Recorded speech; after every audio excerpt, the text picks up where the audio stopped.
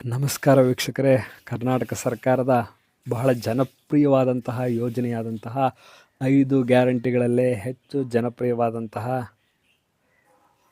ಪ್ರತಿಯೊಬ್ಬ BPL ಕುಟುಂಬದ ಮಹಿಳಾ ಖಾತೆಗೆ ಪ್ರತಿ ತಿಂಗಳು 2,000 ರೂಪಾಯಿ ಹಣ ಬರ್ತಾಯಿತ್ತು.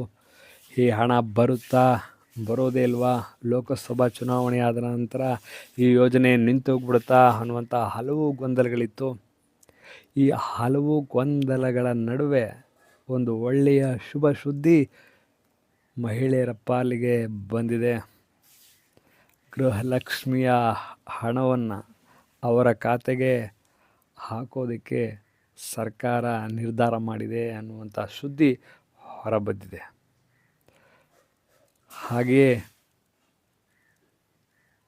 ಈ ಗೃಹಲಕ್ಷ್ಮಿಯ ಯೋಜನೆಯ ಹಣ ಹಾಕುವುದು ನಿಂತೋಗ್ಬಿಡುತ್ತಾ, ಇನ್ನು ಮುಂದೆ ಹಾಗಾದರೆ ಈ ಹಣ ಬರಲ್ವಾ ಅನ್ನುವಂತಹ ಹಲವು ಗೊಂದಲಗಳಿಗೂ ಸಹ ತೆರೆ ಬಿದ್ದಿದೆ.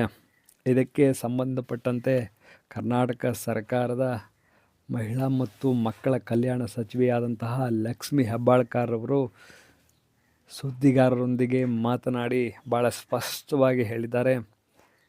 ಯಾವುದೇ ಕಾರಣಕ್ಕೂ ಗೃಹಲಕ್ಷ್ಮಿಯ ಹಣವನ್ನು ಮಹಿಳೆಯರಿಗೆ ಖಾತೆಗೆ ಹಾಕುವುದನ್ನು ನಿಲ್ಲಿಸೋದಿಲ್ಲ ಅನ್ನುವಂಥದ್ದನ್ನು ಭಾಳ ಸ್ಪಷ್ಟವಾಗಿ ಹೇಳಿದ್ದಾರೆ. ಹಾಗೆಯೇ ಇದೇ ತಿಂಗಳ 7 ಮತ್ತು 9ನೇ ತಾರೀಕಿನಂದು 2 ತಿಂಗಳ ಹಣ ಅಂದರೆ 4,000 ರೂಪಾಯಿಗಳನ್ನು ಮಹಿಳೆಯರ ಖಾತೆಗೆ ವರ್ಗಾವಣೆ ಮಾಡುವುದಾಗಿ ಶುಭ ಸುದ್ದಿಯನ್ನು ಪ್ರಕಟಿಸಿದ್ದಾರೆ.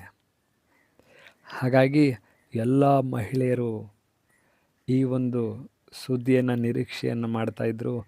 ನಮ್ಮ ಖಾತೆಗೆ ಹಣ ಬರೋದಿಲ್ವಾ, ಗೃಹಲಕ್ಷ್ಮಿ ಹಣ ನಿಂತೋಗ್ಬಿಡುತ್ತಾ ಅನ್ನುವಂಥ ಹಲವು ಗೊಂದಲಗಳ ನಡುವೆ ಈಗ ಎಲ್ಲ ಮಹಿಳೆಯರು ಬೇಗ ನಿಮ್ಮ ಖಾತೆಯ ಬ್ಯಾಲೆನ್ಸನ್ನು ಚೆಕ್ ಮಾಡಿಕೊಳ್ಳಿ. ನಿಮ್ಮ ಖಾತೆಗೆ ಗೃಹಲಕ್ಷ್ಮಿಯ ಹಣ ಬಂದಿದೆಯಾ ಅನ್ನುವಂಥದ್ದನ್ನು ಖಾತ್ರಿ ಮಾಡಿಕೊಳ್ಳಿ. ಒಂದು ವೇಳೆ ಬರಲಿಲ್ಲ ಅಂತೇಳಿದ್ರೆ ಅದಕ್ಕೆ ಏನು ಮಾಡಬೇಕು ಅನ್ನುವಂಥದ್ದನ್ನು ಮುಂದಿನ ವಿಡಿಯೋದಲ್ಲಿ ನಾನು ತಿಳಿಸ್ಕೊಡ್ತೀನಿ. ಸದ್ಯಕ್ಕೆ ಎಲ್ಲರ ಖಾತೆಗೆ ಹಣ ಬರುತ್ತೆ ಅನ್ನುವಂಥ ನಿರೀಕ್ಷೆ ಇದೆ.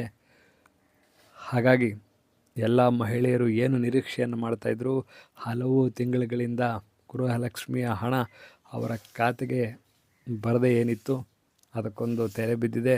ಸದ್ಯಕ್ಕೆ ಭಾಳ ಶೀಘ್ರವಾಗಿ ಆ ಹಣವನ್ನು ಎಲ್ಲ ಮಹಿಳೆಯರಿಗೆ ಖಾತೆಗೆ ಹಾಕೋದಾಗಿ ಸರ್ಕಾರ ಸ್ಪಷ್ಟಪಡಿಸಿದೆ. ಎಲ್ಲ ಮಹಿಳೆಯರು ಆ ಹಣವನ್ನು ಸದ್ಬಳಕೆಯನ್ನು ಮಾಡಿಕೊಳ್ಳಿ, ಒಳ್ಳೆಯದಕ್ಕೆ ಯೂಸ್ ಮಾಡಿಕೊಳ್ಳಿ. ನಿಮ್ಮ ಸರ್ಕಾರದ ಯೋಜನೆಯ ಈ ಒಂದು ಪ್ರತಿಫಲವನ್ನು ಒಳ್ಳೆಯ ರೀತಿಯಲ್ಲಿ ಬಳಸ್ಕೊಳ್ಳಿ. ಮತ್ತು ಎಲ್ರಿಗೂ ಸಹ ದಸರಾ ಹಬ್ಬದ ಶುಭಾಶಯಗಳನ್ನು ಹೇಳ್ತಾ ಮತ್ತೊಂದು ವಿಡಿಯೋದೊಂದಿಗೆ ಸಿಗೋಣ.